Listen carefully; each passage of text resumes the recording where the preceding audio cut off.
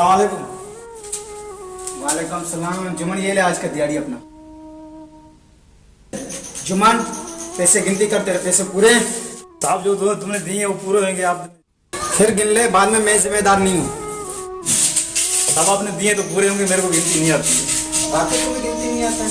अरे दिन में गिनती कर लेता हूँ, कभी कभी मैं ज्यादा दे देता हूँ, दिन में गिनती कर लेता हूँ। पैसे तो पूरे हैं, थोड़ा सा ज्यादा दी। ये आपका दिहाड़ी पूरा हो, ठीक है? पैसे पूरे, अब मैं जा सकता हूँ? अरे सर आप। अरे अकरम, ये क्या तुम लोग पैसे लेके रखे हो? और जुमन, क्या तेरे पैसे पूरे हैं और ये पैसे आधे? मेरे को तो समझ नहीं आया। साहब मुझे क्या मालूम, जो अकरम भाई ने दिए तो पूरे होंगे। जुमन, तू बहुत भोला आदमी है। और अकरम, मैंने तो तुझे सबके बराबर पैसे दिए, फिर ये तूने पैसे कैसे उठाए? गलत बात। साहब मैं क्या जानूँ, अनपढ़ बंदा हूँ, गिनती मेरे को नहीं आती है। जुमन, मेरे पैसे गिनो। अकरम, इसमें ये पैसे कम है, मुझे दे। बुरी बात है यार, ये एक मजदूर आदमी, इसको अगर गिनती नहीं आती तो तू उसका फायदा लेगा। मुझे क्या पता था, अनपढ़ गवार बंदा था। मैंने चलो इसकी मजबूरी से मैं फ़ायदा उठा लेता हूँ, मेरे भी बच्चों को थोड़ा सा रोज़ी बन जाता है।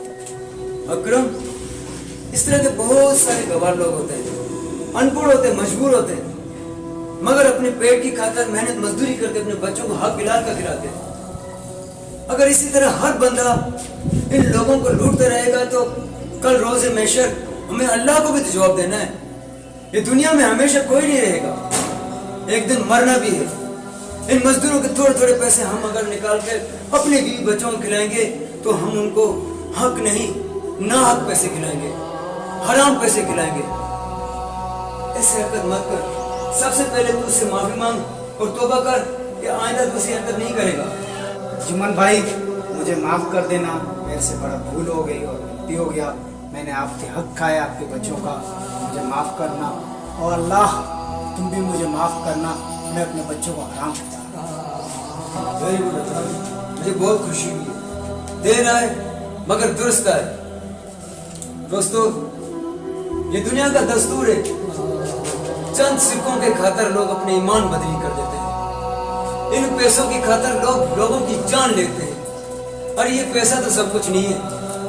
एक दिन ये पैसा, ये दुनिया, ये दौलत सब कुछ छोड़ना पड़ेगा।